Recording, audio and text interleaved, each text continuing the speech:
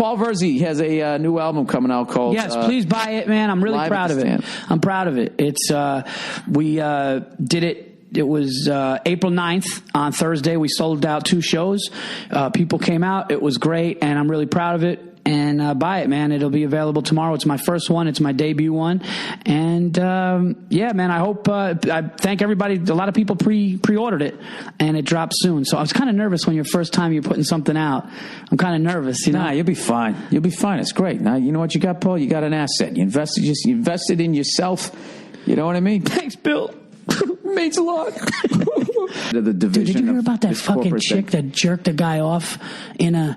Real quick, there was a chick, and she was at a fucking football game, and she looked out for a guy. What happened was her boyfriend went to go get beers, and this guy was sitting there, and he kind of put his hand on her leg, and she said, I was really creeped out, but I kind of liked it. So she didn't look at him, and apparently she jerked him off until he finished right when the guy came back. She was never kind of creeped out. She's covering her fucking ass because of that. So she sent a letter out. What kind of game does that other guy have? She sent a letter out, and she goes, hey, if you know who I am, I was the girl sitting next to you and this and that, and I kind of liked it, and and I'm reaching out and like fucking tried to reach out to him. And like right when the guy fucking busted in his pants, the boyfriend came back with beers. Could you fucking imagine? Wait a minute. Yeah, dude. Did he at least have a winter coat? What are the people doing sitting right behind? They don't notice? Dude, a bunch of fucking animals at a game. She probably just had the fucking hand there doing it, you know what I mean? It's fucking crazy. And she fucking like reached out to the guy. You fucking imagine that?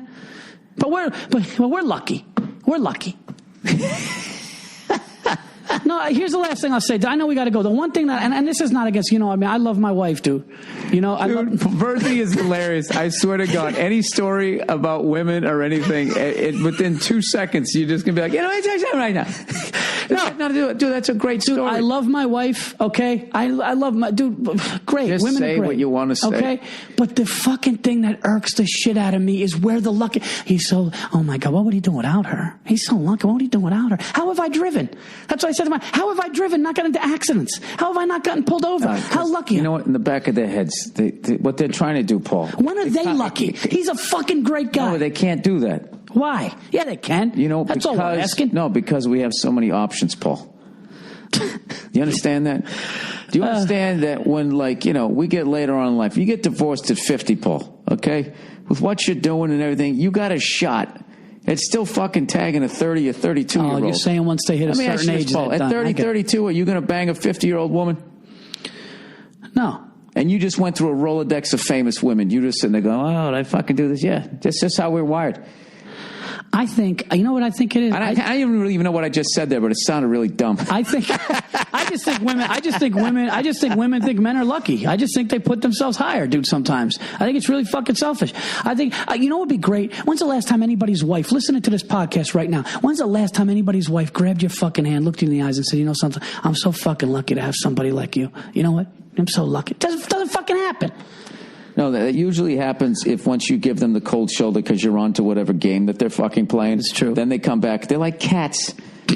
Same fucking thing. The cat's being all cunty around the house. You just be cunty to that thing right back, and all of a sudden they're fucking weaving in and out of your legs. It's the exact same fucking thing. If you're nice to them, man, come here. They just fucking look at you like a piece of shit. I love when people go, what would he do without her? You know what he'd be doing without you? I don't know exactly what I would be doing. He'd be living in some studio. No, he'd be living in some studio like a bachelor with a fucking, he'd be awful. You know what he would do? You saved him. It's like, what? What would you be doing? What would I be doing? I think I would be... I'm smart enough at this age to know not to buy a leather couch because I hate in the summertime the sound of the back of your legs getting off of it. You got to always make sure the AC is at a certain level. So I'd still go with like this type of material for a fucking... I would have that. I would have all the fucking sports packages, right? I'd build a drum room. I already know what I do. Give me a fucking... What would I do? To listen, my wife I would indulge in drinking and smoking and all my hobbies. That's what would be like. My wife has been amazing to me, and she's fucking great. But and she's helped me with a lot of things. I think I would smoke. I think I'd smoke a lot more than I do because I smoke cigars a lot, and I think I'd smoke more. Yeah, I'd be smoking like 4. Oh, dude, you're an animal. Yeah, dude. I think this guy smoked 4 cigars the first 2 days of the tour. I tried to smoke 2 with you. And the next day, dude, I felt like I had stood behind a bus Yeah. I can't believe I smoked one the next day with you just because you were doing it. I was like, dude, I didn't even enjoy it. Yeah. No, I think my wife has definitely made me calm down with some things. I would drink a lot more. I'd probably be out of shape more. I mean, I'm not in great shape, but I think if I was alone, you know, it was hilarious. We went too hard, like we always do, the first couple of days. No, we were supposed to go to a movie on a relaxing day off, and we go, you know what, let's go get Tex-Mex for lunch, and we'll just have a two pops and go to the movie, and then we'll go see Black Mass. Smash cut 2 hours later. You know what, dude, the movie, fuck the movie. We're doing shots of Don Julio fucking tequila, and we're drinking all fucking night. We were sitting in a sports bar, and they had baseball on, the Yankee game was on, they had some soccer on, they had some other replay, and then they had this just like fails, like YouTube fails. Yeah, people falling off horses and shit, and I was just like, this was part. I'm going to leave this to go see a movie. Oh, you know, we got those tacos. I'm still going to go see Black Mass without a doubt, but I mean, I know, I want to see it too. It's been good, but we were good last night. We were good. You know the funny thing about you last night? We're like, I don't give a fuck what anybody says, dude. I'm going home. Listen, I don't care. You know, if you want to go. And I was like, no, I'm with you too, dude. I'm tired too. And then all of a sudden, in between shows, you just give me that look. And I know, and you go, you know what that means. And he goes, oh boy, second win. Oh, yeah.